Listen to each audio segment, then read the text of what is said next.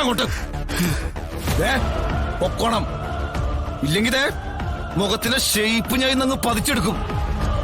കേട്ടോ?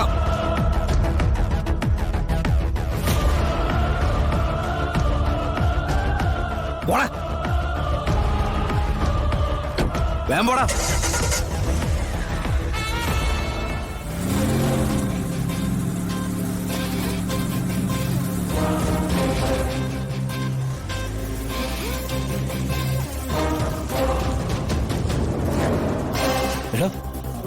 മോനെ, നിനക്കൊന്നും പറ്റിയില്ലല്ലോ?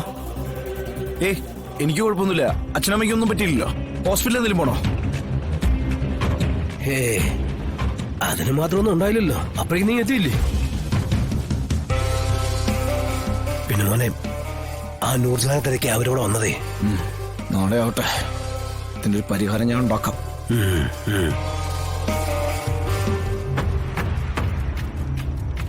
ഇന്ന് കുറെ സന്തോഷല്ലേ? അതിനോ ചെറിയൊരു സങ്കടം ഉണ്ടായെന്നേ ഉള്ളൂ.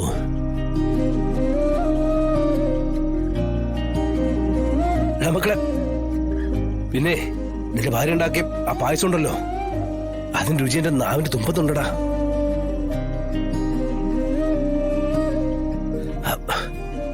അതിപ്പോഴേ നിന്റെ അമ്മയുടെ നാവിൻ തുമ്പിലും ഉണ്ട്. ഒന്നും കഴിച്ചോ? പിന്നെ കഴിക്കാതെ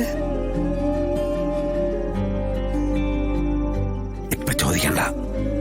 ചോദിച്ചാലേ അവളുടെ അഭിമാനം സമ്മതിക്കത്തില്ല.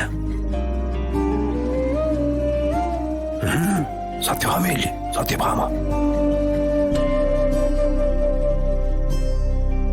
പക്ഷേ നിന്റെ കാര്യത്തിൽ യാതൊരു ഭാവവും ഇല്ലെന്ന് ഇന്നെനിക്ക് മനസ്സായി.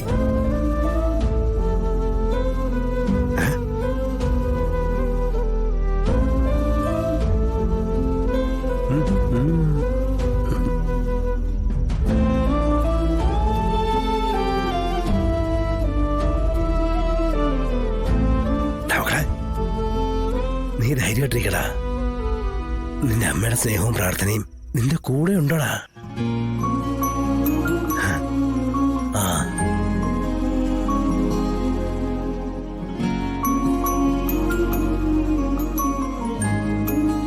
എന്നാലും അവർ ഇന്നത്തെ ദിവസം തന്നെ വന്നല്ലോ.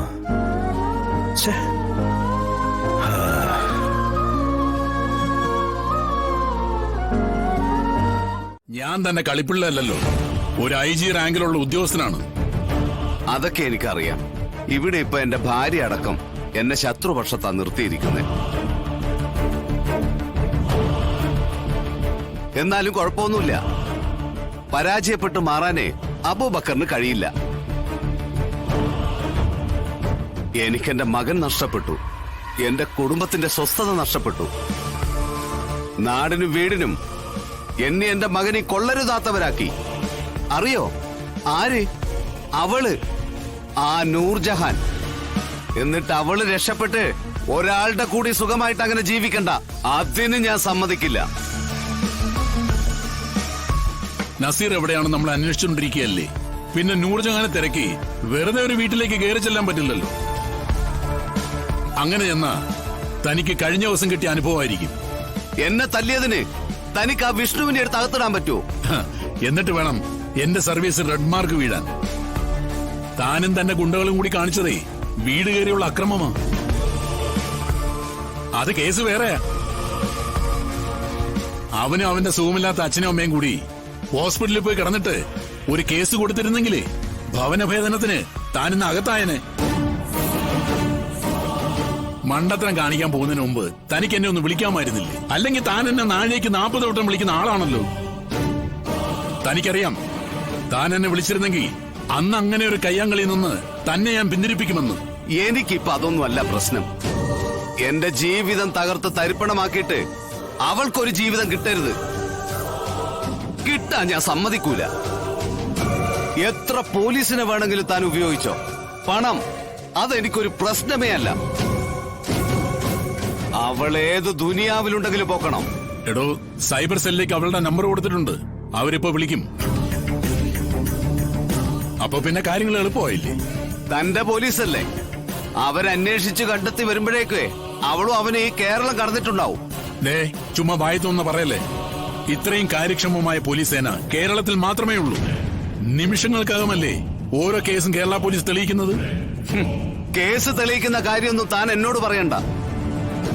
എന്റെ മകൻ എവിടെയാണെന്ന് ഇതുവരെ നിങ്ങൾ ഈ പറഞ്ഞ പോലീസുകാർക്ക് കണ്ടുപിടിക്കാൻ പറ്റിയില്ലല്ലോ. ജീവിച്ചിരിപ്പുണ്ടോ അതോ മരിച്ചോ? എന്നിട്ട് പോലീസുകാരുടെ വലിപ്പവും പറഞ്ഞു വരുന്നു. എന്നെ കൊണ്ടൊന്നും പറയിപ്പിക്കരുത്. പറഞ്ഞാലേ ചിലപ്പോ നമ്മൾ തമ്മിൽ തെറ്റും. എടോ താനൊന്ന് അടങ്ങടോ. എല്ലാത്തിനും നമുക്ക് പരിഹാരം ഉണ്ടാക്കാം.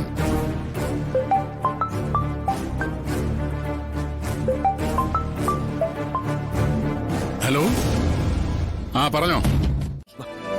അതല്ല, വിഷ്ണുവേട്ടന്റെ മനസ്സിൽ എന്തോ കിടന്ന് തിളച്ചു മറിയുന്നുണ്ട്. എന്നോട് പറയാൻ പറ്റുന്നതാണെങ്കിൽ നമുക്ക് പരിഹാരം കാണാന്നേ. അല്ല, വേറൊന്നുമല്ല. ഞാനേ ആ കാണാതെ നസീറിന്റെ കാര്യം ആലോചിക്കായിരുന്നു. അവനെവിടെ? ഉത്തരം കിട്ടാത്തൊരു ചോദ്യചിഹ്നമായിട്ട് അതിന്റെ മുന്നിൽ ഇങ്ങനെ നിൽക്കുക. നൂർജഹാൻ തനിക്ക് നഷ്ടപ്പെട്ടു എന്ന് മനസ്സിലാക്കി നാട് വിട്ടതാകാൻ വഴിയില്ലേ? അവൻ കെട്ടാനിരുന്ന പെണ്ണല്ലേ, ചെറുപ്പം മുതൽ മനസ്സിൽ കൊണ്ടുകിടന്ന പെണ്ണ്. അപ്പൊ നഷ്ടപ്പെട്ടു എന്ന് അറിയുമ്പോ വേദന തോന്നും. ആ വേദനയില് എങ്ങോട്ടെങ്കിലും ഓടിപ്പോയതായിരിക്കും. ഒരു സംശയം വേണ്ട. അവനങ്ങനെ ഭയമൊന്നും ഓടിപ്പോയെന്ന് പറഞ്ഞ് എനിക്ക് അവനങ്ങനെ തള്ളിക്കളയാനാവില്ല. ഇടൂ, അവളുടെ കൂട്ടുകെട്ടുകളുടെ ആഴം മനസ്സിലാക്കൊണ്ട് തന്നെ പറയാന്ന് വെച്ചോ. അവനങ്ങനെ ഒതുക്കി നിർത്താൻ പറ്റുന്ന ഒരു ടൈപ്പല്ല.